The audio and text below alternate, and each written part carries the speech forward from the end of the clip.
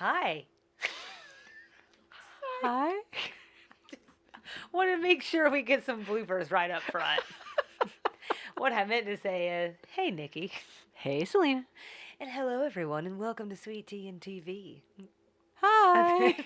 Perfect. Perfect. We have reached a really big milestone today. That's what I wanted to tell you. What is it? This right here, Uh-huh. is the 50th episode. Shut up. Of Designing Women. Oh. So more than 50 for us. But it's the 50th episode of Designing Women we've watched, recapped, and reviewed. Really? It's a big milestone. That's huge. It's a golden nugget. Uh-huh. It's a golden something.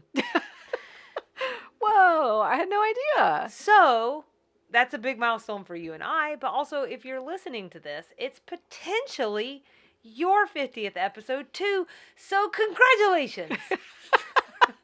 Woohoo! You win 50 plus hours of your life just poof spent with us.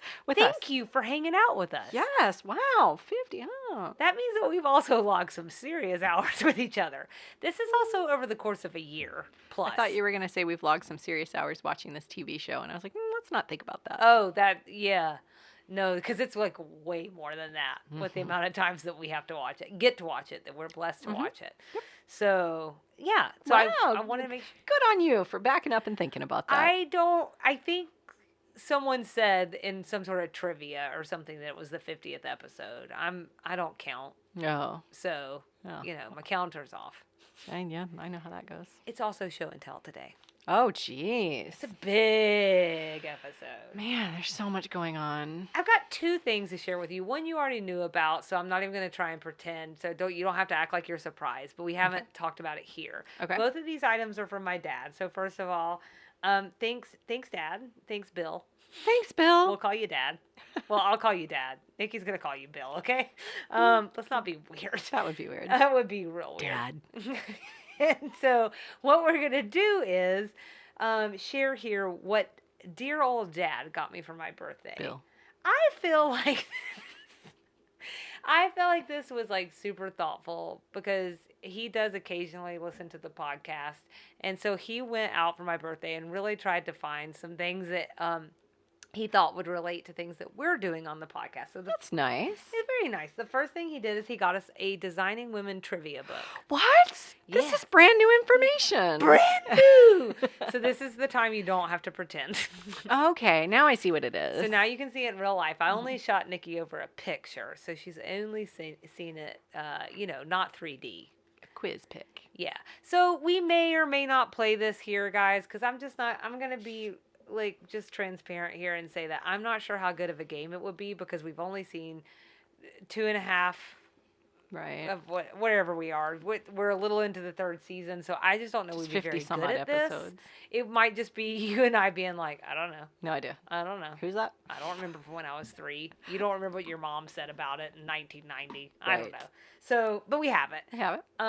And we may try and see if some of the Face Group Designing Women fan page, Face Group.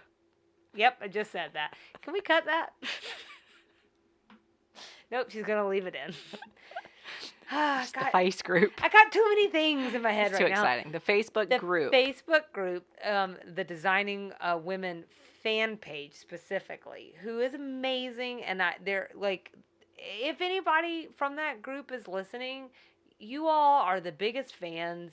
I love your love for something that much. It's really, it's inspiring. And then the way how cold the show is amazing. Wild. It is really crazy. Yeah. We watch every episode 3 or 4 times, and I still feel like I miss things. Yeah. I feel like I would be terrible at that game. It'll just be a random quote, and then everybody's like, ha, and everybody knows exactly what it is, and I'm like, man, I really need to get on my game here. So I thought maybe we could take it there and see if anybody's interested in playing. So that's thing 1. Okay. Face page. Whatever I said. I don't even know. Face group? Face Is that group. what I said? Maybe that's what they should have called it. That's true. Maybe. I love how you take your mistake and turn it into what they should have done. Yeah. I like to think I get that from Casey. I told him yesterday. I said something I had no idea, but I said it with just total, like, absolute knowledge that I knew. And then I was like, White get male that from you. privilege. He's just saying, hanging out. So then he also sent me this. He being my dad, not Casey. This is Linda Bloodworth Thomason's book that she wrote. What? You mentioned this in your deep dive on her, actually, that she had written a book at some time. Yeah, of course I remember that. Absolutely you do. And so this book is called Liberating Paris. It is not Paris, France. It is Paris, Arkansas. So it is a Southern story. It was written in 2004, I believe. So what I was thinking was that maybe you and I could talk off air about whether or not we want to take turns reading this, and maybe we could come here and do a special episode about it or something. That's a super cute idea. That's great. Is Is your dad a big eBayer? Is it from eBay? I don't know. I'm asking. Oh, I don't know. Oh. I don't know how he got it. I guess it's only 2004. For some reason in my head, this is like an out of print book that's hard to find now. Oh, no, but he did tell me I think he got a hold of some fan groups or something, and he was like talking to people. He plugged the show. Oh my gosh. Yeah, Bill, so Dad. I really feel like Bill, I Dad. need to say like a huge, huge thank you, because that was such a nice and above and beyond kind of thing to do. Is it weird for me to call him Papa Bill? It'll be the first time that's ever happened for him ever. Papa Bill, thank you. So, yeah, so just really cool and something that I thought that maybe we could come back and explore. That's cool. And have you noticed you haven't gotten any questions lately? I haven't. I know. I didn't notice. No questions yet. Does that mean one's coming now? No. Oh, okay. We're done. All right, bye, guys.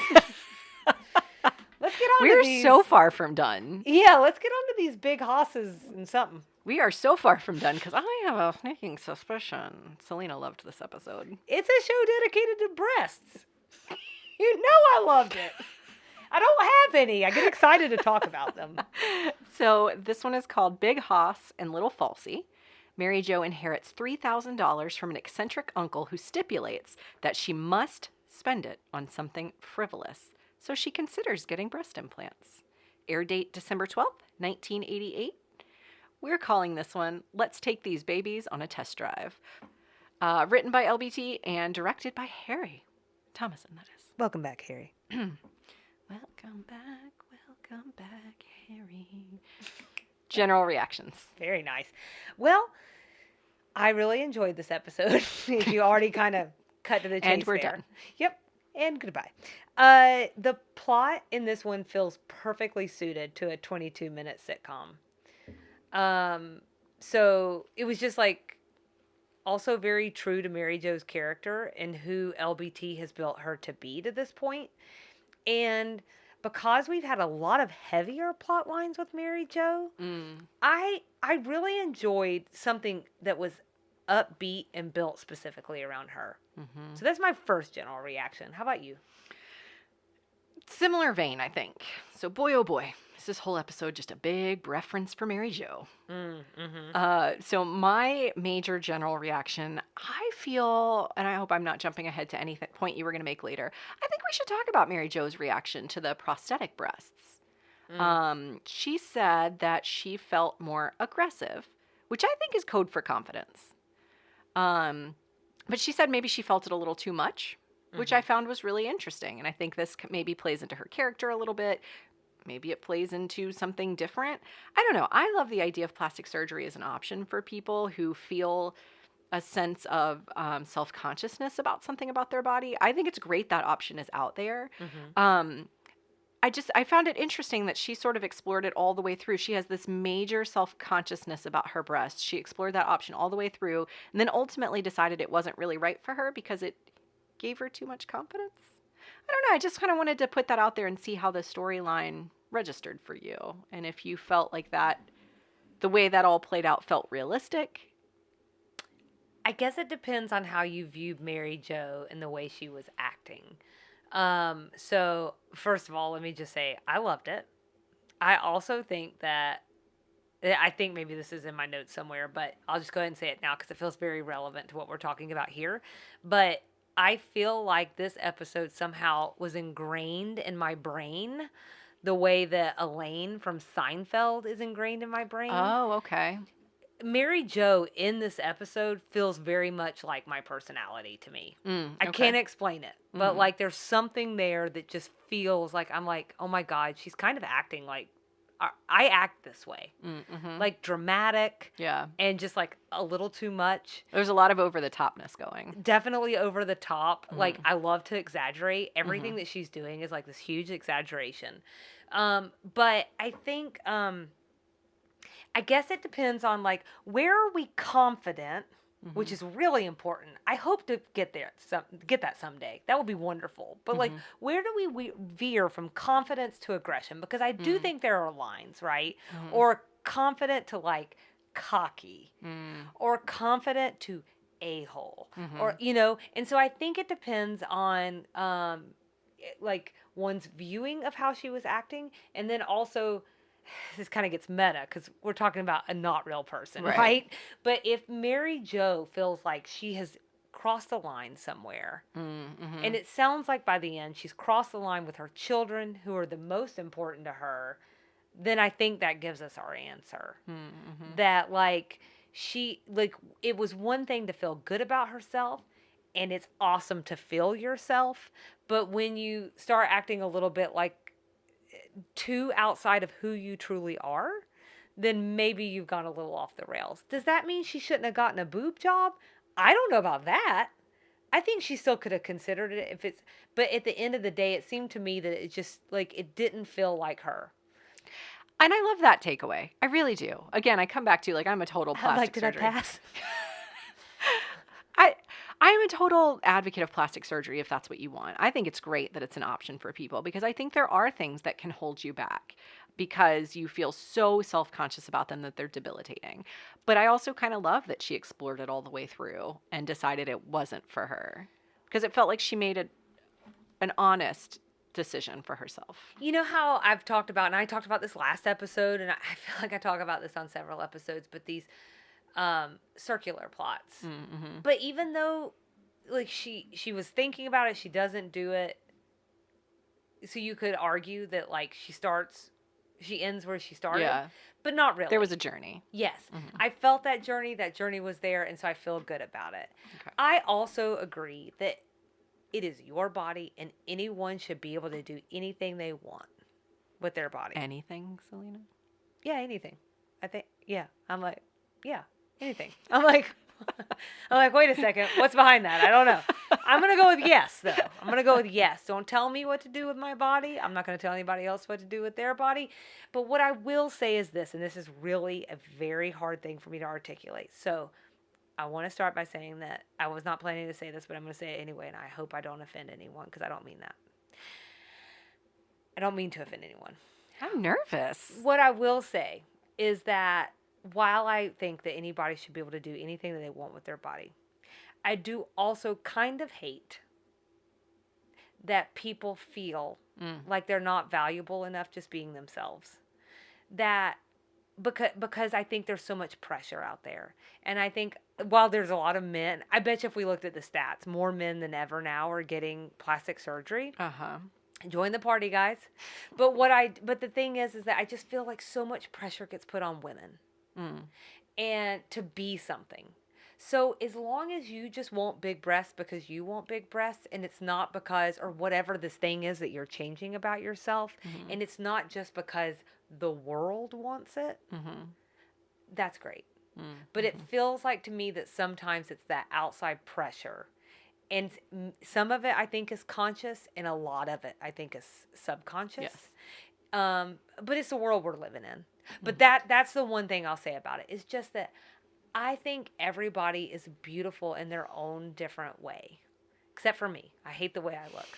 Oh my gosh. But every other person is gorgeous. But that's where the sickness is, right? And that's why like confidence is important. Right. So that you and I talk about this a lot. I tell you, I wish that you could see yourself the way that I see you and the way that I see other people see you. You know? And I think that's I think we all need to just learn to love ourselves a little bit. I think that's probably what we need to take away from all this. Right. And get surgery, don't get it, but love yourself. Right. let's all learn to do that, but not too much. I think one thing that I liked about this storyline was that this idea that the grass really isn't always greener. Like, she has this major, I say major because it's been brought up so many times we added it to our bingo card, that she's very self-conscious about her breasts. So it's a major point for her, and ultimately decided not to get breast implants because it made her feel less authentic to her true self. And I think that's a neat way of telling the story. Is sort of like she explored the grass over there. It was still kind of brown too, in a different way. I'm glad that you said that, because that actually leads very nicely into my second general reaction about this episode, which Okay. is the undercurrent of the episode itself. Mm-hmm. And what rang true for me is this idea that, let's not say everyone, because anytime you say everyone or no one, it's already kind of a fallacy. Sure. But that a lot of people want what they can't have. Yeah. And so, like, petite girls want to be tall and curvy and voluptuous like a Marilyn Monroe. Mm-hmm. And a lot of taller girls or curvier girls, which I'm not necessarily putting in the same category, but like they want to be more petite or dainty. And especially when they're really young, probably because they want less attention. Yes. Because it's probably hard to have that attention like thrust onto you. Mm-hmm. And then I'll just go ahead and say it. Like, I'll say for me, I've always been little, and a lot of times I couldn't ever get past cute. Oh, you're so cute. And all I wanted was to be hot. I wanted to be a red hot mama, but I was always just going to be cute. Yeah. And that was very frustrating for me, that I couldn't push through that. Nikki, you are very tall. I'm tall. Which I love. Okay, well, I'm 5'2", and you're how tall? Nikki, you're a giant. 5'9". And so I just wanted to know, what was that experience like for you? Did you ever wish that you were shorter? I don't think I've ever heard you say that you wish that you were shorter, which, by the way, I love. I really do. You know what? So actually, I was thinking while you were talking, I was thinking about the characters, and I think it's Charlene who says to Mary Jo, like, all the time, she's that, like, build you up sort of friend, and, like, how cute she is. I identify with Charlene's body type, and I look at Mary Jo, which I think is more in line with your body type, and I'm like, oh my God, how cute is she? Look at that cute little outfit and that cute little figure. So it's funny that even in the show, it's playing out how I feel. But I wouldn't change my height necessarily. Like, I'm not saying I wish I had been born short. I just could see benefit in being that cute and petite and little, and everything fits and everything looks adorable once you have it hemmed and whatever. But yeah, I've never wished to be shorter. My height's fine. Like, I hit my growth spurt probably kind of early, but I've always been a, like, don't look at me sort of person. So, like, this idea of getting breast implants terrifies me because, like, I want to be attractive, but, like, I don't want anybody to look at me and like, say she's attractive or, like, leer at me or whatever. And that, like, the things that were happening to Mary Jo in the bar made my skin crawl. The whole situation, like, that's my worst nightmare. Right. So, yes, probably when I was, like, 13 and first hit my growth spurt, I was a little uncomfortable with my height. But when I hit volleyball season, I was ready to go, you know? Like, I was glad I was that tall. And now that I'm an adult, I like being able to reach things. Yeah. So Yeah, it is nice to reach things. also, I can't change it.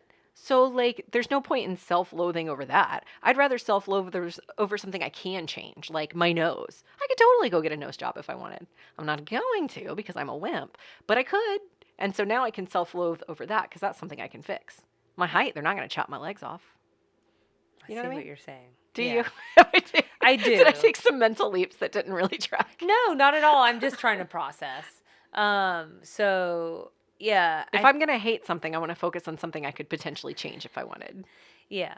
I like to spread my focus out Yeah. on the things I can and can't change. Oh, well, you're Looks very and diverse. everything else. You're a very diverse person. What other general reactions do you have? I have a question for you. Oh, We're just okay. batting questions back and forth Sure. today. I wonder who you identify with in this storyline of spending $3,000 on something frivolous. Suzanne or Charlene, who immediately know how to spend it, or Mary Jo, who really kept waffling back and forth on how best to spend it. Oh my God, I would waffle until I died. Forever. I kind of thought that. It would just like wind up going in a savings account, and I'd Yep. be like, no, this guy's gonna come back from the dead and take his money back, so I'm just gonna put it in the savings account and Yes. hang on to it Just in somebody case. wants it back. You never know. Yeah. I'm 100% with you. I can think of a dozen practical ways to spend it. Like all the things that we need to have dinner around the house, things the kids need. I probably, to your point, wouldn't spend it because I would be nervous that he would come back or somebody would come knocking on the door to take it, which I think also is an interesting psychological. Right, it was like a legal loophole. Yeah. But yeah, thinking of something like totally frivolous to spend $3,000 is a lot of money. Well, it may be more like in the range of 5 to 6 now, right? That's a lot of money. Yeah. So that was my last general observation. We also, incidentally, were having a conversation the other day about how we wish that someone that we didn't know, with no ties, someone I don't love, very estranged, yep, who passed away in their sleep, no peacefully, pain. Sure, right. Yeah, peaceful passing, millionaire, billionaire maybe. Billionaire would be great. That would be wonderful. Maybe the first unknown trillionaire. Oh. Might leave us just a little something. Just enough to make me feel good. Maybe to do some social media. Maybe to get some video editing software. Whatever. Anything, whatever. That would be frivolous, by the way. Would it though? It is my version of frivolous, yeah. Nikki Mays. How dare you attack me? How dare you? Strays? Do you have strays? I do. It's going to take me a second to pull it up. Well, let me start with this one. We got our first throwback to Reggie McDawson. Dawson? Dawson. Our first throwback to Reggie McDawson since season 2. Right on. Episode 17. Yeah, because she's still poor. That's what she's telling us. Suzanne is she. That's right. I wanted to look back at, but now I'm hoping I'm looking at the right one. This royal blue dress, that's the right one? Mm-hmm. We just need a moment for this. There is a dress that Suzanne's wearing that's a royal blue. Mm-hmm. And in the last episode, you mentioned her hair looked flat. Yes. And different. And this is like her hair. Preeminent Suzanne hair. Mm-hmm. I'm struggling all over my words. It's Suzanne's hair. So that was just a great look. Well, and I wonder if, like every other season, they aired them, or they recorded them in a different order. And is that a thing they do? Mm-hmm. Oh, wow. That's crazy. It's so weird, though. You think they would try harder to make them look more consistent. Yeah. I feel like maybe that's something they do more now. I was going to say, I think with streaming, that's more of a concern. Yeah. Or just like whenever, like, you could get a hold of them again in the way that we do now. Not even just with streaming, but just in any way. I think that became a much bigger deal. What other strays did you have? I loved Mary Jo's family stories when she first found out that Uncle Dude had passed and she was telling like the family reunion stories. Mm-hmm. I thought those were just so endearing and lovely. Well, it's funny that you say that because that's related to one of my strays. Oh, okay. And it's one of the specific things that she says. Her uncle, quote unquote, was eccentric because he never married and brought his dog to every family reunion. Okay, so I could totally see that being eccentric then, but I think that's pretty much normal in 2022. I think that's right. So mm-hmm. Isn't it funny how that passage of time, It's just how it goes. Other strays? Mary Jo, this is my last one. Mary Jo knew her limits. At the bar, under the influence of her breasts, she just ordered a club soda, knowing what a lightweight she is. And she brought it up again later about something she can't handle more than a cup of...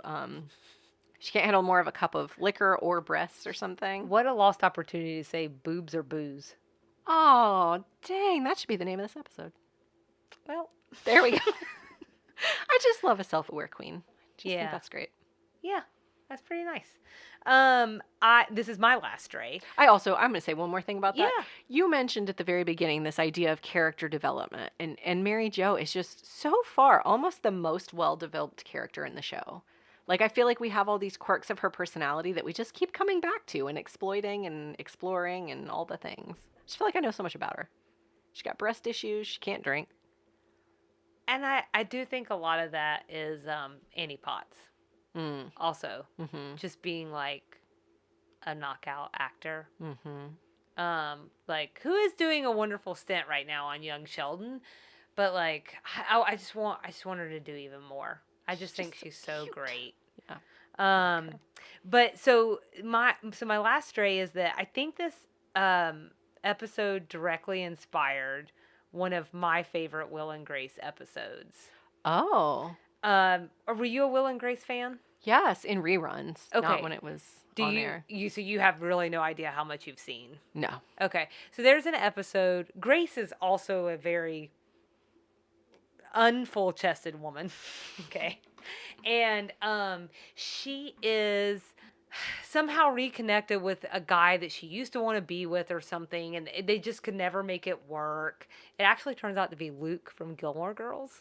Oh, yeah, I Okay. don't remember that at all. So he, I guess, like maybe runs an art gallery or something. I'm Okay. sure Will and Grace heads will tell me that I'm getting all of my details wrong. But anyways, Will brings to her attention that his last girlfriend or something was very well endowed. Oh. And so makes her real self-conscious about her chest. And so she goes and she gets a water bra. Okay. And then he is very into her when they meet up at this gallery. Oh. But then the water bra springs a leak. Oh, no. And she's like doing all this stuff to like try and make sure that nothing happens. And so it's a lot of funny things. At one point, like, and it reminds me a lot of this episode, how there's a lot of awkward interactions. We'll talk about it in a little bit, but like with Anthony coming in the door and the women are just doing something that's like unexpected. Right. So like Will's like holding Grace's chest, trying to get the water not to spray out. And at the end, the guy turns out to be kind of a jerk. Spoiler alert, guys, for a 1998 show. But the guy turns out to be a jerk. And so she goes over to like some of the paintings that were actually his, and she just unleashes on it. No. So might I just tell people, if you haven't seen that episode, please look it up. It is well worth the watch. I'm that sure. sounds funny. Yeah, if you don't have Hulu or Access or Peacock or something, you could probably just look it up on YouTube. It's well worth the watch. It's funny. Things that we liked. I think you might have just alluded to this, which is that undercurrent of Anthony walking in at just like all the wrong times.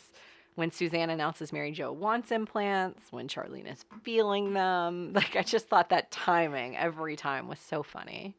So fun. His reactions, too. Yes. The way his face looks, the things he says, it was very funny.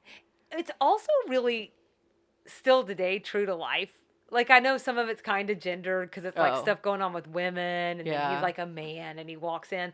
But literally, we did like a Christmas thing with my friends, and one of my friends was talking about something like, I think like about either a breast enhancement or like getting a reduction or something. And I mean, she's a really just.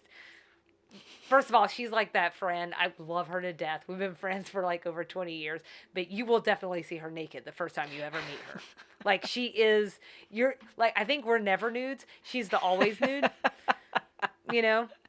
Okay. So like you're definitely going to see a nipple at some point is all I'm saying. Oh no. That's like my worst nightmare.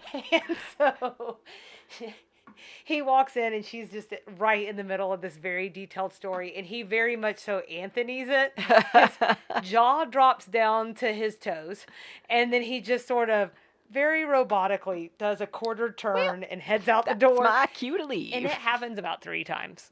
Every time he comes back in, she's like, something about my tits. And he's like, okay, time to go. And it was just funny because it was like experiencing this episode in real life. That's hilarious.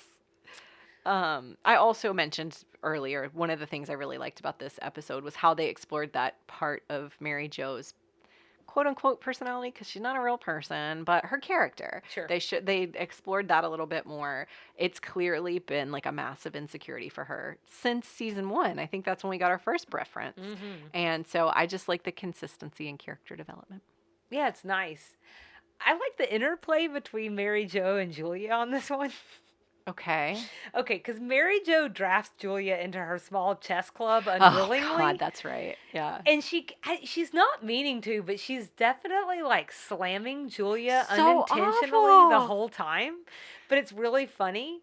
She also asks her to fill the first pair she comes in to try out, and then drags her to the bar for a test run.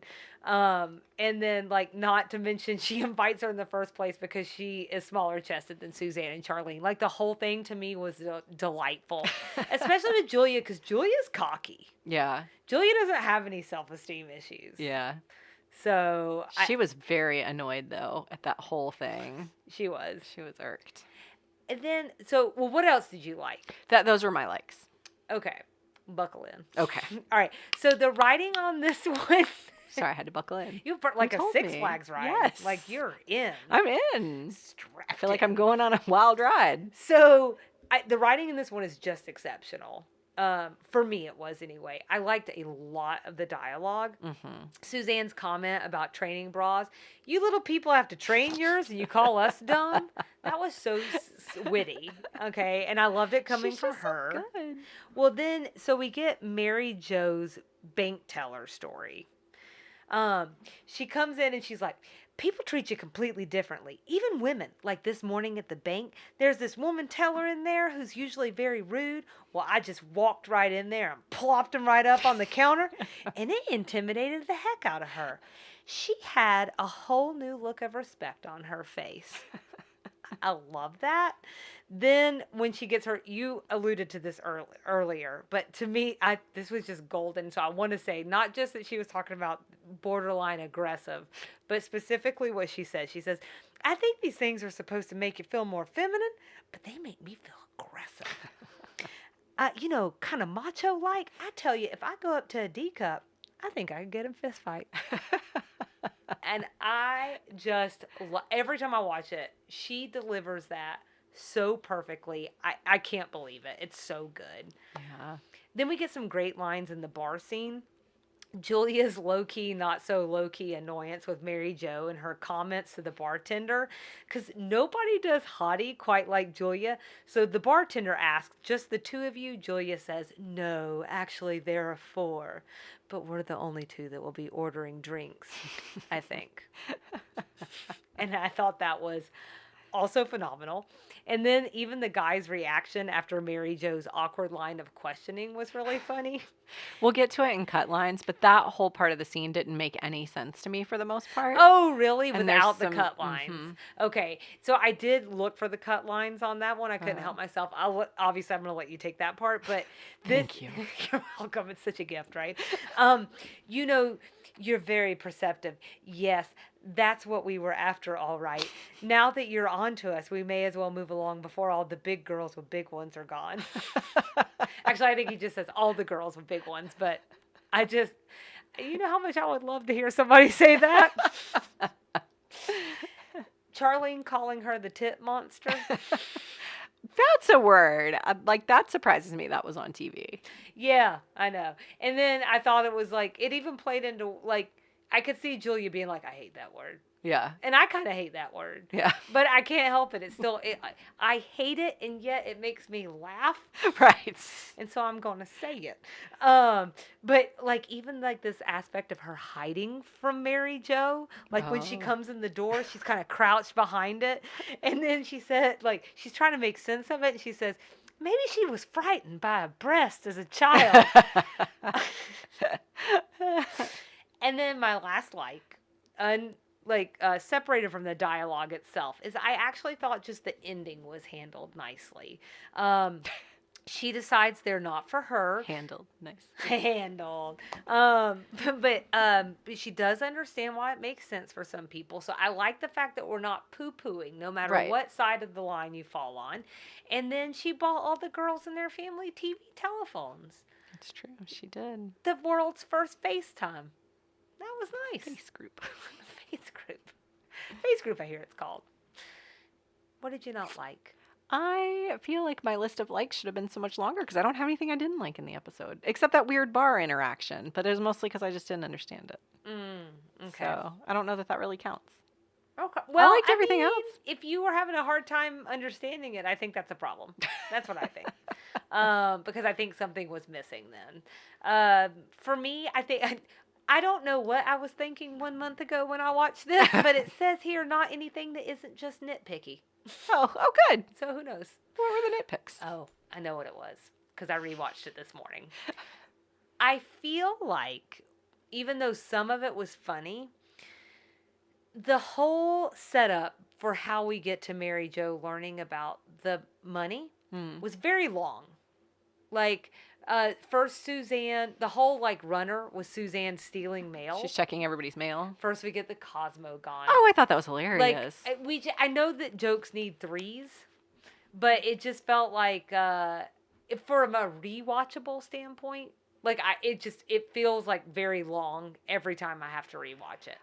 I think, if I'm remembering correctly, the part that bugged me, like, tiniest little bit about that was just how surprised everyone acted every time. They didn't immediately go to, check Suzanne, she's It a was hard male to buy klepto. it. Yeah. Or like suddenly she's a male klepto. But she's so funny, sort of like in the background reading these things. Again, it's Yes. Delta Burke's like body language and the way she's doing it. She's almost Yes. like this, like, almost like this piece of furniture on the set who becomes relevant when they become relevant, but they've been there that whole time, and you just don't even realize that it's as funny as it is. I also feel like if I'm gonna nitpick, because I'm already here and I'm doing it, why this only occurred to me I only watched this one 3 times, but on the 3rd time I watched it, it occurred to me that why wouldn't that have just gone to Mary Jo's home mail? Why would that go to her business office? Like, if a relative of mine died, they don't know my Employer. business address, but they do know my home address. Those were Yellow all. Pages days. Maybe things were different. I guess. I don't know. For a setup, so Suzanne could get some jokes. Okay. Hilarious. All right. Well, you want to rate this sucker? I do. All right. What you got? My rating scale is spins of the old genetic wheel. What's yours? That guy. Mine is ringtail tutors. Oh, okay. I had to I take do it. like that one, yeah. I'm going to stick with spins of the old genetic wheel because I'm going to talk about ringtail tutors in a minute. 5 out of 5. All right. I'm with you. I really liked this episode. I think I mentioned earlier, I thought it was a creative way, and you just mentioned this, of exploring the plastic surgery debate. They don't villainize one side. They don't talk about, like, women who do want breast implants are this sort of woman, or women who don't are this sort of woman. It's just more like, well, turns out it's not for me, but have at it if you want, which is sort of my take on plastic surgery. Right. So I liked it. And your take on everything. Everything, really. Pretty much. You do you. You do you. I also, I gave it a 5 out of 5. And did you give it a 5 out of 5? I did. Okay. My second one of recording today. That's good. Woo! Mm-hmm. Season 3. It's off to a bang. What I really like is how in the span of 18 seconds, I forgot. I was like, sure. And then I was like, I don't know. Anyways, so 5 out of 5, ringtail tutors. Great writing. Great deliveries from everyone. Truly funny. Not just like, I bet you this was funny in 1987. Right. And everything felt well connected, gelled. The runner with Anthony was not only good, but it was nicely peppered throughout. And then I like the fact, again, that we also had the arc of the TV telephone getting brought back in. Like, we laid that groundwork in the beginning. We wrapped that up nicely. LBT did a nice job with the space and the scope of the episode. And it just felt right. And it was enjoyable. For me, this is just about a perfect episode of television. Yeah, it's really good. Agreed. So, who butted our biscuits? I think this one was just kind of a major victory all the way around. They all got those free-frame telephones. Just everyone. You can't beat that. You can't beat that. You can't beat, well, we'll talk about the picture telephones that are so amazing. That's so funny. We see eye to eye on that. So who I said was specifically the extended family who got them. Oh, right, yeah. Because they're not in this episode at all. They didn't have to do anything. No. Just showed up at their house. And they just received or their place of business. Right. And that was a nice gift for them, I think. I think that was probably a very big deal. Yeah. Who served us lumpy gravy? Just all the men in the bar. Just all of them. They left lonely. They didn't get Mary Jo. They didn't get Julia. Yeah. They got nothing. Yeah. Unless some women with some big ones came in later. I hope that for them. I'm tied between Julia, who just had a rough go at the hands of aggro breast grace Mary Jo in this one, or the boobs. Oh. The boobs lost out on Mary Jo. Oh, that's true. They did. There's a lot of losers in this one. Poor boobs. Lots of winners and losers. And you know what I like about that? Balance. That's true. That's not what I thought you were doing. She's doing hand gestures to show balance. It looked like something different. Boop, boop, boop, boop, boop, boop. 80s things. Getting magazines in the mail. And on that note, Julia's letter from pain that Suzanne was reading. What? Why? Why what? Wasn't that even dated for then? Writing a letter? Pain? Couldn't he just call her? I don't know. But Julia seems like the mom that would require a letter. Like, you will call me every Sunday night. I'm going to be honest with you. You'll My write me a mom weekly requires a letter. I'm going to be like, well, Mom, keep requiring. That's We'll not see true. what happens. That's not true. That's true. Right now, she has us doing a mom and daughter book. Book? Not that kind of book. It's like literally like where for posterity, where it's like we try and guess each other's favorite things. Well, that And sounds then you lovely. switch it. You'd be writing your mom a weekly letter if she asked. I mean, I would aim. I don't think it would come to fruition though. I'm busy. Payne wasn't. Nope, that's right. Oh, right. We're on 80s things. Excuse me. Suzanne telling Mary Jo she thought she'd heard Uncle Dude's life story on a record. Oh, And then just this whole idea of TV telephones with freeze frame photos on them. Yes. That whole thing was wild to me. Yes. I was like, what are they talking about? I Googled it. It's a thing. Oh, so you'd never heard of it before? No. Okay. You had? Yeah. I'd never heard of this. What I found was a Well, Sony I'm 3 device. months older than you. Oh, God, that's So, true. you know, it's a generational divide. So do you know that it was called a face? So what was your face-to-face Sony device like that sold I for didn't have $4.99? one. Oh, I didn't have one. I just heard of them. Like, I knew that this was a thing. But, like, then I did get interested to go kind of see, like, how long they've actually been around. mm-hmm. And, like, when the first instances took place. Is this the way your research took you? Probably not as far as yours did. I found a YouTube video about it, which Oh, I can okay. link in the show notes. But that's as far as I wanted to know how expensive they were. That was smart. $499. It's like way less than an iPhone. That's but true. iPhones also actually do stuff. That's true. But I'm also still really bitter about how much you pay for an iPhone. I just don't have a choice. Well, can I ask you a question? Since Yeah. I wanna pop quiz you real quickly. Okay. Do you want to take a guess at the very first time that we actually had a video chat ever? Ever. Yeah. See, it depends. This doesn't sound like video chat to me. This is a still photo you send to somebody. Just play with it, Nikki. Okay, well, don't play with it. That sounds weird. Just go with it. The reason I'm saying that is because I'm going to guess later than this episode, but that's why, because the caveat is. So my guess was going to be like 91. For the first chat. Video chat. Mm-hmm. It was 1927. Shut up. So it's between Herbert Hoover in D.C. with a call to New York City. And then that was followed by the picture phone that comes at the World's Fair in New York City in 1964 with a call to Disneyland. So it's a long time. But like also the stuff with Herbert Hoover, that leads me to believe it's probably military stuff, right? Yeah, maybe. And they always have stuff way before the rest of us plebes do. Oh, that's a good point. I'm like, why did it take us so long to get FaceTime? Yeah, well, that's it. Yeah, I don't know. Probably because like before the technology was actually good, it was so expensive and for nothing really. Yeah. You know. One of my 80s things, I think you've covered the rest of mine. This idea of breast augmentation being a big deal. Like we have a whole episode built around it, you know. I don't know that we get an episode of anything. It's so hard to think of like sitcoms are so niche now that I'm having trouble. Like, let's just say use New Girl, even though New Girl's gone. I don't know we get a whole episode. Will Jess? Won't she? You know? Mm-hmm. But, and so to me, that feels like almost like a dated concept. But I do remember growing up and someone having implants was not nearly as common as it is today. Oh, for sure. Yeah. Like, it was a really big deal and it was almost like kind of whispered about, which is rude.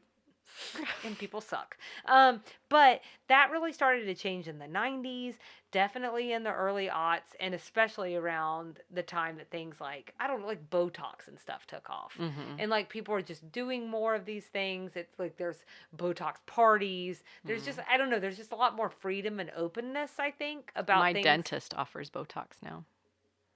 Oh. They keep trying to sell me on it. I'm not sure what to make of that. That's okay. They're always trying to sell me on teeth whitening, and every time they do, I tell them that's okay. The modeling years are behind me now. I miss that boat. Can you just make sure I don't get cavities? Just want to keep my teeth. I just need them in my head. Right. As opposed to all of my stress dreams where all the teeth fall out. Oh, no. The last one I had was a flight attendant being called a stewardess. I think that happens one other time, but we also get a Pan Am reference to boot. So it just all feels very 80s. And then, how about some Southern things? Mary Jo's family names: Dude and Ione. Uncle Dude sang Ring-tailed Tutor, which incidentally is someone or something outstanding in some way. Suzanne mentioned the Miss Georgia pageant when she gave Mary Jo the plastic surgeon's name. Oh, On that note, the doctor's name is Dr. Hogue. Hogue is a name I have never heard before in my life until I saw the movie Doc Hollywood. Have you seen the movie Doc Hollywood? I have not. I know you're talking about that with Michael J. Fox. So I actually think this would be an excellent end of season because it takes place in South Carolina. Okay. It's a Beverly Hills plastic surgeon who finds himself stranded in a small town in South Carolina. Hilarity ensues. Okay. But the doctor's name was Doc Hollywood. And I just think it's weird. That movie came out in 91. This was in 1988. I've never heard the name Hogue before. Yeah, that's And both of these doctors are named Hogue. Yeah.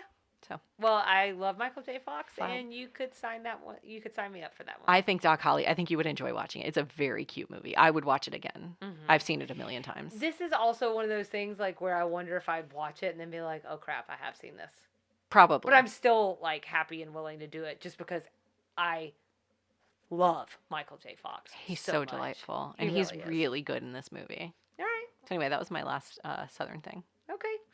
The only other thing I had was Julia's prickly adjacent politeness with Mary Jo when she asked her to fill her prosthetic bra.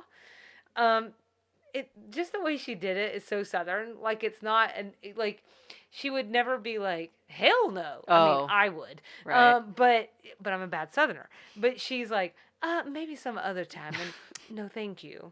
Like it's just still like it was like annoyed but polite. Right. And that feels very Southern. That's a good point.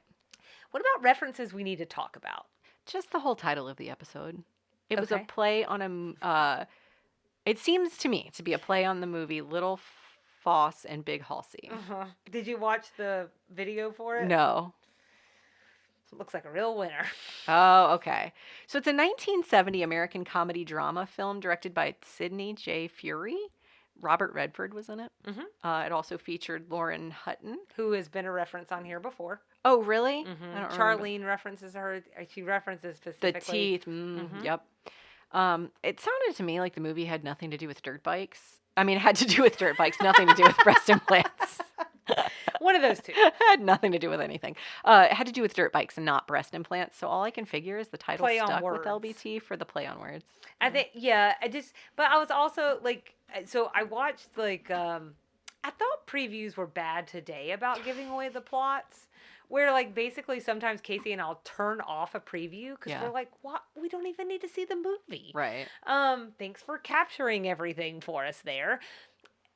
This was like a 2.5, maybe almost 3-minute preview. Oh, no. And by the end, I was just like, what is happening here?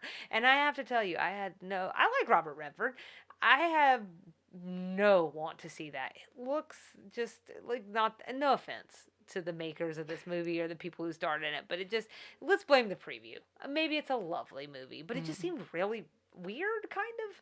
70s were a weird time. But also the only other thing I wanted to say is like this does feel like one of those references that felt even obscure for them. Yeah. I think I read that Robert Redford doesn't even like to associate himself with this movie. Oh, no. I think I read that. This is like right when he's supposed to be blowing up. He takes this movie thinking that it's going to be like maybe The Thing, like some kind of like prestige film for him. And I think it doesn't do well. I'm so sorry if I'm getting that wrong. I read this like a month ago. So I definitely had the sense that this was going to be a reference I was going to look into. And I was like, oh, okay. That makes sense. Right. Like it feels so specific and such a big thing to name your entire episode after. I thought everybody was getting it but me. And the way that he says it also, or like, excuse me, exactly what Anthony says, I almost expected to find a cowboy movie. Yes. Like a Western. I agree. Uh-huh. So I was like, dirt bikes? Yeah. What? I was very confused. Yeah, so I don't So know. everything I said about it, I'm kind of saying with an uplift in my voice because I'm questioning my own research because I'm like, this sounds so irrelevant, but it's what I found. Well, if you want to go get a good preview. No thanks. 3 minutes of your life, gone or bettered. You be the judge. Gone with the dirt bike. I had only one more. Okay. Gorbachev. Oh. He gets a mention, as in Mikhail Gorbachev, former Soviet president. There's a little history for you guys. And that's it. What'd you find on cut lines? Like I said, there was a pretty significant cut line when the ladies were talking to Bill and Paul at the bar. Not Bill, my dad. Oh, not Papa Bill. After they said it was the ladies' senses of humor that attracted them to them, this exchange happened. I guess it's Mary Jo says, really, we're doing a little field research for a class we're taking. College girls, I could tell right off. Seriously, it's a course on sociology that we're auditing about male-female interaction. And what I'd like to know is when you saw us across the room, what was the first thing that attracted you? Hey, I don't know. We're attracted because you're attractive. I know that, but more specifically, what part of us? I don't think we want to pursue this, do you? That's Julia. Excuse us 1 second. Listen here. If I'm going to spend $3,000, I'm going to get some honest answers here. Guys, I'm sorry. I'd like to be candid if I may. We both see someone, so we're not available, and then it goes on to the text. Mm-hmm. But again, I'm sharing this because I thought it was helpful transition text to move them between the sense of humor comment to the direct, was it my boobs ask. Yes. Like, it just felt like something was missing. So I will tell you that when I saw it and I didn't know about the cut line, it didn't seem awkward to me. Like, I followed it and I was fine with it. But when I saw the cut line and then I watched it again, I could tell there was a cut. Yeah. It was, I thought it was smooth enough. Yeah. Like, I wasn't like, ooh, that was rough. But I could just tell that we had lost a chunk there. Maybe even from, like, the positioning of the bodies. Maybe that was, something was reading off to me. I just got the feeling something was missing. I felt like I was missing something. It was just a very pointed, like, even though LBT is oftentimes very smart with the way that she doles out dialogue, like she uses it very smartly and is concise when she needs to be, that felt almost too concise. I was like, I don't know that she would jump right in and say, was it my boobs? Like, something was missing. Yeah. So, I don't know. Yeah, and I just, like, we talked about this before, at least I think we have, but, like, can you imagine you write this and then someone just alters your words when you put the time into it? Would drive me crazy. That must be really hard. But then maybe she gets those royalty checks and she feels better. Feels a little bit better, huh? I would feel better. Yeah. So next episode? Next episode. Episode 6, Hard Hats and Lovers. We'd love everyone to follow along with us and engage. Instagram and Facebook at Sweet Tea and TV. sweetteattvpod@gmail.com if you'd like to email us. And our website is www.sweetteatv.com. And I'm not always great about doing this, but just a reminder to folks, if they want to leave us a rating or review wherever they're listening to us, that would be excellent. That would help us. Hang tight for extra sugar. This is a big moment for Selena. This is an extra sugar you've been talking about since probably season 1. Since our very first reference. Yeah. We're talking brassieres. Brassieres. What a big moment. It's big. Well, hang tight. She's got some bra stuff for us. All right. Well, we'll see you around the bend. Bye.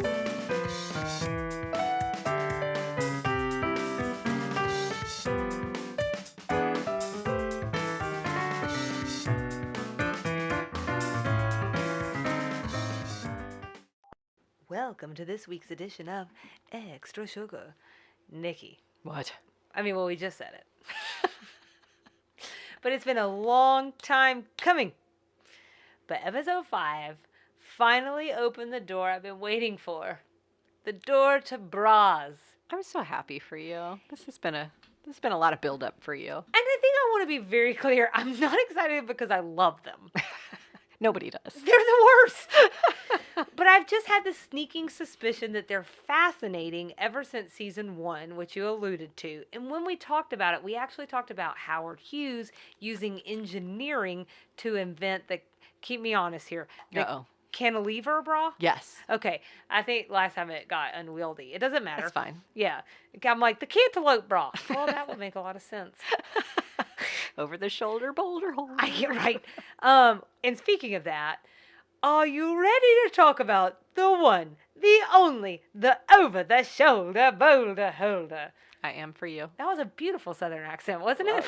Something. I don't know what that was. It sounded like 30s 40s? Hollywood. Yes. Yeah. Good. All right. So Any guesses about how long the bra's been around? Too long. Probably no wrong or right answers. Since the dawn of mankind. Since Eve sinned in the Garden of Eden. That Eve. Let's slut shame a little, shall we? I don't even know why it's slut shaming, but let's do it. I'm sure we can figure out a way how. But probably. Honestly, probably okay, forever. But, well, since humans started wearing clothes, there, I'm sure, was a way. Right, but we're not going to start there. Okay, good. Okay, we're going to fast forward. Most sources... 1776. Yeah, I'm not going to do that to you. Most sources seem to agree that the modern bra, at least as we know it, with straps and cups, was invented over 100 years ago. That's all? Yeah, so not as long as you think, right? Okay. Again, with straps. With straps and okay. Was there was someone putting a rock over a nipple at some point? Maybe. Well, I was thinking of the Victorian era. And you're thinking of corsets. Corsets, okay. Yeah. But that's not the bra as we think of it. Right. That's a different torture device. Sure. Okay. We'll talk about it a little bit. It'll come into play. Good. All part of the sauce. The bra sauce. Ew. Ew. And scene. So... First, let's give proper credit to the French inventor, and I'm so glad that our French expert is here because I'm going to murder the pronunciation here. But this is Hermione Cadol is her name, and she presented her slut shame. She presented her corselet gorge, or corset divided in two. Does that sound right? Corselet gorge? Sure. I want to say gorget, but I'm pretty sure when I looked up... gorge is probably gorge, right? Mm-hmm. Okay. It's a corset divided in two. That makes sense. At a Paris fashion exhibition in 1889. So it was a lady that did this to us?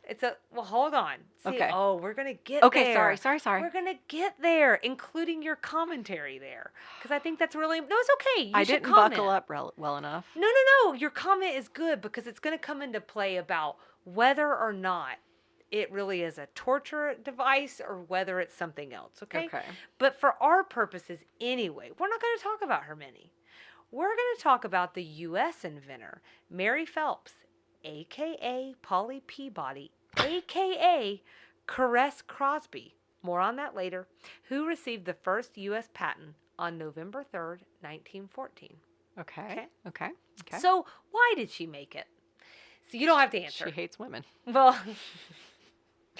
Well, naturally. But same old reason as always. Necessity. The socialite didn't like the way her corset looked under her dress. So at only 19 years old, she and her maid constructed the first bra with 2 handkerchiefs and some ribbon.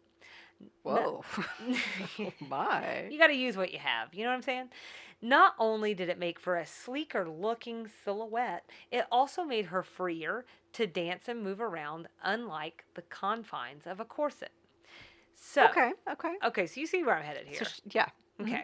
So she starts a business, but bad news bears. Her husband made her give it up before she could do much with it. Gosh darn it. She sold it for about $1,500 to a company who goes on to make $15 million off of it over the next 30 years. So that might have been a little annoying. That might have been a little mildly frustrating. But it actually sounds like it's World War I that puts the final nail in the corset coffin, making the bra the go-to undergarment. Apparently, you know what? Guys, it's either World War I or World War II. I want to say this is World War II, maybe. So one of the world wars. Don't worry about that part. But anyways, so what happens is, to support the war effort, American women were asked to stop buying corsets, which were full of metal. Interestingly, the move freed up 28,000 pounds of steel. Holy moly. Yeah, enough to build 2 battleships. And ma'am, there's a joke in there somewhere. You know what? I would have been so dramatic about it, just so that everybody knew what I was giving up, the sacrifice I was making for my country. And every night when I went home and didn't have to take a corset off, I'd be like, they think I'm doing a great sacrifice for my nation, but I'm so happy there's no corset on this body. Yeah, I can't even imagine. But I mean, actually, I have worn a corset and they suck. But this must be World War I. I'm really sorry. I got confused over what war we were in and what technology there was, and maybe if I just left off a 1 when I wrote my notes.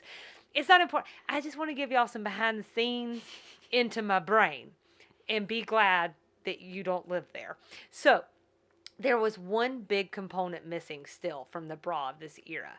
Any guesses what that might be? One component So we have missing. straps. Okay. We have cups. Fastener. That's a great guess. It's wrong. Underwire. Nope, also wrong. Cup sizes. Fine. That seems important, no? So I think that was actually one of her big sells when she got the first patent. Is she was like, and it doesn't matter what size you are, one size fits all. But anyway, There's one thing about life that women know. One size bra does not fit all. Does not fit all. Right. So cup sizes come in, and these came in around, these came around in the late 20s and early 30s, which helps me realize that we're talking about World War I. That was very helpful for me. Oh, you're getting to see me learn things here on the fly today, and that is a really interesting extra sugar. How nice. Bras have changed a lot over the years. That's the other thing that we need to talk about. They're no longer pointy. That's true. They're no longer pointy, unless you want it that way. Well, sure. Madonna did. That's right, unless you're going on tour. Mm-hmm.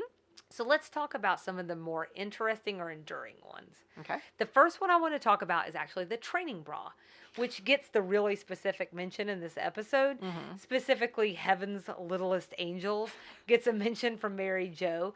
So training bras emerged in the 1950s as a sort of pre-bra, if you will. For that brief moment when you need a little something, but not quite a full-fledged bra. That's my definition. I don't know what the official definition is. But anyways, they first came about in the 1950s when doctors claimed that teen girls needed to wear a bra to prevent sagging breasts. I just want to say that feels like a very weird concern for a doctor to have. I was just thinking that. Yeah. Thanks, doc. Anyways, so also, but it was to prevent poor circulation. Okay, that makes a little bit more sense. And stretched blood vessels. Okay. Oh, that sounds painful. Here's one thing I want to mention. This could just be me, but if you can fit into a training bra, are blood vessels being stretched a concern? I don't know. I'm just going to throw that out. I'm not a doctor. Not a doctor, but I have had breasts for a while. Little. Training bra size. All right. So these seem more like a money maker maybe than anything else. If I'm honest, to me, that's my reading. But perhaps I'm missing something. So I barely remember wearing one. Did you ever wear a training bra? While you're talking, I'm trying to remember, and I don't think so. I think I wore one for 2 days or something. Something really weird. It was a very short period of time. I don't remember. So what I did read, though, is they basically don't offer any support. Mm-hmm. But there has been a concern over the years about the fact that they're kind of sexualizing girls a little too early on. I mean, is it ever a good time to sexualize girls, as I think in the moment? Anyways, so this sounded a bit dramatic to me until I read about Target stocking a range of bras for 3 to 4-year-olds in 2006, as well as lightly padded ones for 8 to 10-year-olds. Yeah, that's probably perplexing at best. What do you think? Let's ask the resident mom. That's weird. Okay. That's weird. I'm trying to process. I do think there's a time when you're maybe 10 to 12, so prepubescent, where you're becoming aware of your body. Maybe you're getting little somethings there, and you want to wear a cute shirt, but you can see a little something, and you just feel like you need a little smoothing. I'm modest, so I would want the modesty. Yeah. And I could see that's not about sexualization. That's just about recognizing your body. But then they're going and patting them. That's weird. Yeah. That gets weird. Yeah. So I did. This is not supposed to be serious. We're talking about bras, but I just had bras to share are serious that. business. They're a big when money. you wear them, I wear a bra every single day. Mm-hmm. Most of the time these days, it's a sports bra for most of the day, but I wear a bra every day. I wear a bra when I sleep, which is not popular opinion. That is serious. I'm very serious about my bras. So, but I actually was wondering while you were talking about training bras if they've sort of been replaced by the sports bra. Well, it's funny that you say that because the next one on my list is a sports bra. Okay. I can't answer that question, but here's some things I can tell you. Thank you. So I will tell you that for me, I've largely been replaced by a sports bra. That's Yeah. mainly what I wear today. But this is and it is my favorite next to the other type of favorite bra, which is no bra. But they first came along in 1977. Late to you? Does that sound late or right? That sounds about right to me. That sounded about right to me. But any guesses what the first prototype was made of? Rubber. Well, I don't know. No. So I'm like, I don't know where to go with that. Polyester. Well, for that Silk. flex. But two disassembled. You're going to keep going? Yes. I don't want to stop you if you're on a roll. Go ahead. Coffee filters. Perfect. How percolating. Two disassembled jock straps sewn together. That's what I was going to say next. I figured it was. Doesn't that sound right? Give women men's cast-offs. Well, it was actually women who invented it. They're probably used. Oh, well, one can dream, you know? That seems uncomfortable. But not today. So actually, I think it was smart. Okay. Because support. Good point. Good point. You're bringing me along. Sporty. Mm-hmm. But I don't know. So the next one on our list is going to be the Wonder Bra or the push-up bra, which I mostly associate with the 1990s. Mm-hmm. However, it was first developed in this country in the 60s. Any guess? Any guess what? What country? Oh. You said this country. And I was Yep. like, so when was it developed in the other Okay. Germany. France. Then why'd you call it the Wunderbra? I don't know. Oh, okay. To throw you. Their popularity persists to this day, and its claim to fame was giving the wearer better cleavage. Mm-hmm. So there you go. Mm-hmm. I never owned like a Wonder Bra because I think that was like a brand name, Mm-hmm. but I've certainly owned a push-up bra. I think I currently have a Wunderbra. I'm sure I have at least 10 in here. I think they sell them at Target now. Yeah, I don't know if it's always been that way, but Yeah. that's probably where I got it. They definitely do because it's just a push-up bra. Right. So anything that pushes those babies up, I guess. All right. How about this one? Victoria's Secret's fantasy bras. Not that either one of us. Well, if you've had one, let me know. 'Cause I don't think that's so. amazing. Claudia Schiffer sported the first one in 1996. It was made of 2,000 plus That's diamonds. right. And it cost $1 million. That jumped to $15 million in 2006 when Giselle donned the Red Hot Fantasy Bra, and then Susan Rosen designed a $20 million bra after that. So, Holy crap. yeah, expensive jewel cover bras are a thing. Uncomfortable. Seems very uncomfortable and heavy. Yeah. I mean, so the 20,000, I think those are more like the Swarovski kind of situation. But still, that's like I don't know, it's just like a lot. Did I say 22,000? Whatever. It's a lot. For me, this feels like those mills that feature gold flecks Oh, and stuff like that. So for me, this is like one of those moments where I'm just really not proud to be a human. Where I'm like, we have so little to do that we're like, you know what I'm going to do? I'm going to Bedazzle a bra. Yeah.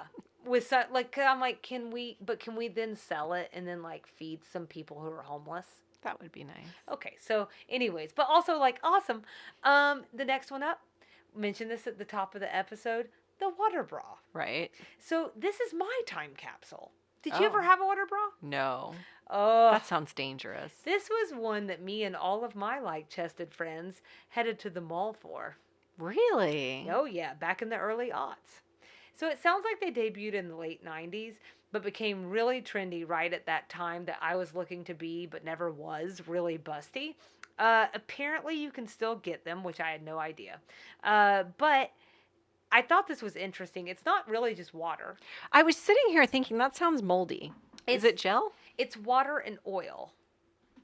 So, but from what I read, they've improved a lot over the years.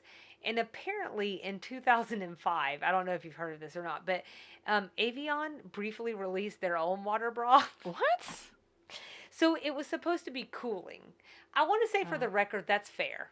If you have them, you know Yeah, it's that hot. sometimes they need some cooling. Even the little ones. We all deserve that. I don't care what size they are. They're two sandbags hanging on your skin sometimes. If Yeah, I get it. they get warm.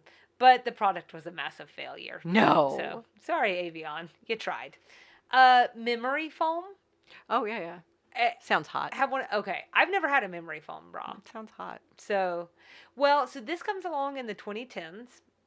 And along with the inundation of leggings, we are entering the modern era of comfort. This decade also brings the reemergence of the bralette. This is a softer version of the bra with no clasps and no underwire, which are and no support. So clasps and underwire, to me, are decidedly both tools of Satan. Just going to throw that out there. I would argue today that you can have the pick of the litter of bras. But I want to add something. So I use bralettes, and I think they do have support. I cannot wear a bralette. Oh, but you know what? It might be a size thing. I'm an A. They're perfect. I have not met a bralette that works for me. Really?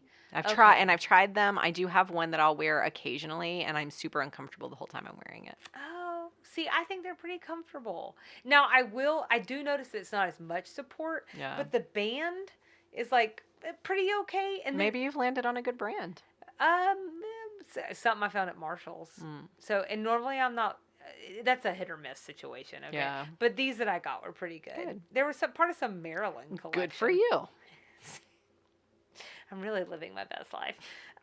So it boils down to this. There's never been more types of bras, more companies actually catering to women's needs and ensuring the darn thing fits in the first place.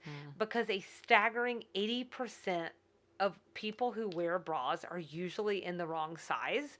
What I'm trying to say is this. If you're into bras, you can have whatever you like, but it will be for a price, okay? Because some of them are pretty darn expensive. If you know, you know. Also, I'd be remiss not to mention, a bra is not a requirement. If you want to free the nipple, then free the nipple. That's up to you.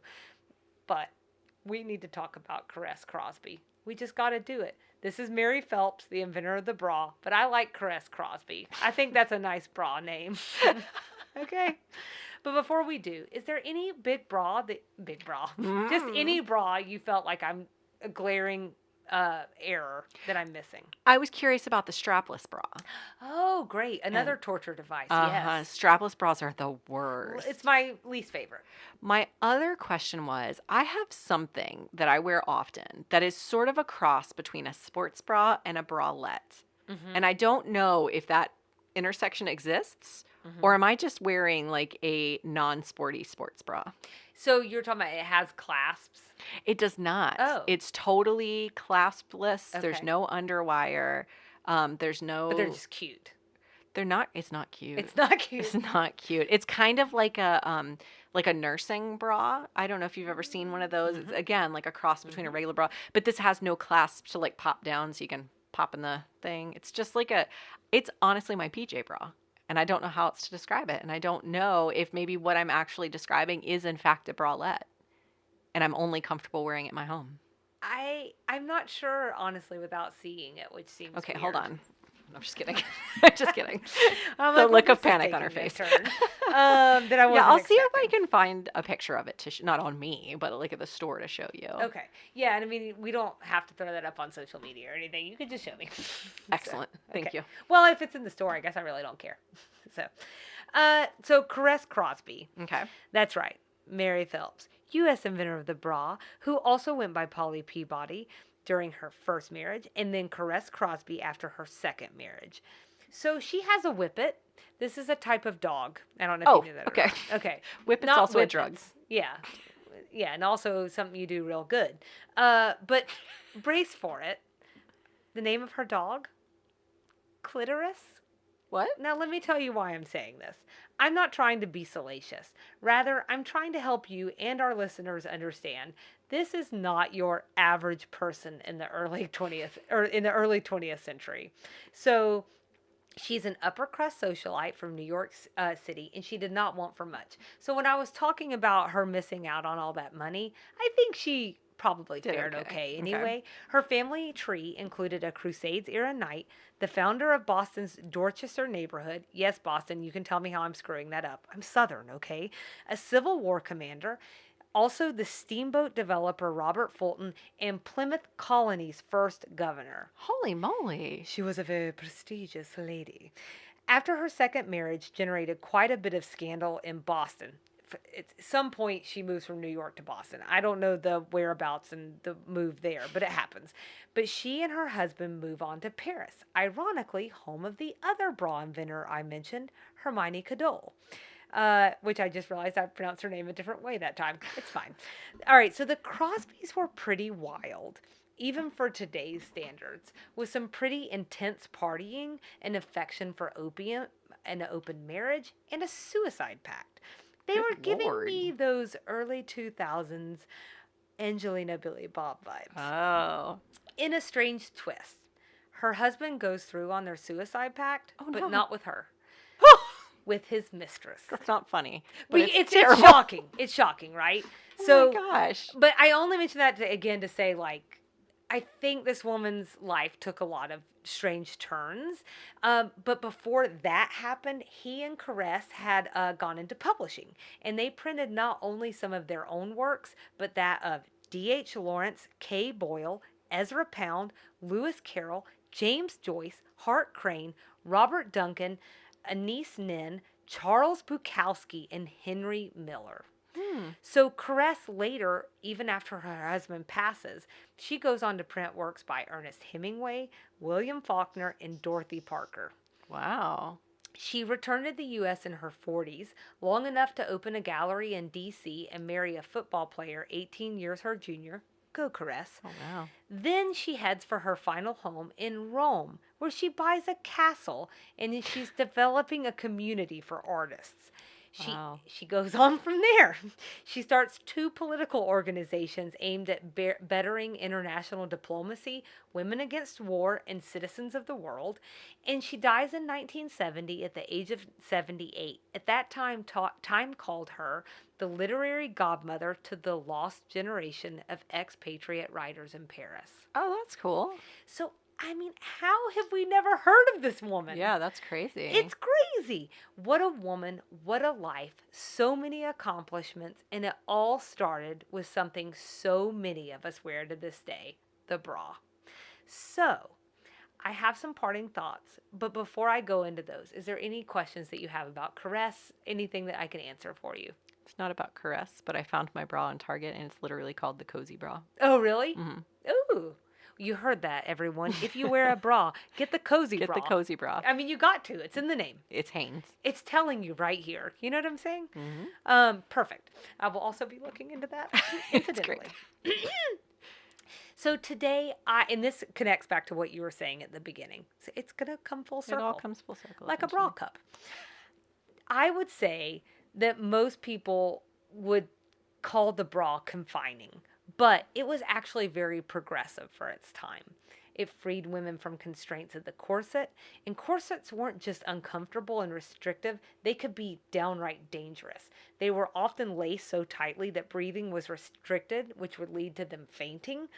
It would compress the abdominal organs that could cause poor digestion. Over time, the back muscles could atrophy, and in fact, long-term tight lacing led to the rib cage being deformed, which I believe they find now when they look at bones and stuff from people who have passed on. So when you think of it in those terms, I would argue that the bra is more than an undergarment. It's a symbol of freedom. It allowed women to move about more freely than before, leveling the playing field, if you will, because how can you even compete when you can't even move? And no matter who you consider the inventor of the modern day bra to be, it indeed was invented by a woman. And who better to break the literal and metaphorical shackles of the times? And that's this week's Extra Sugar.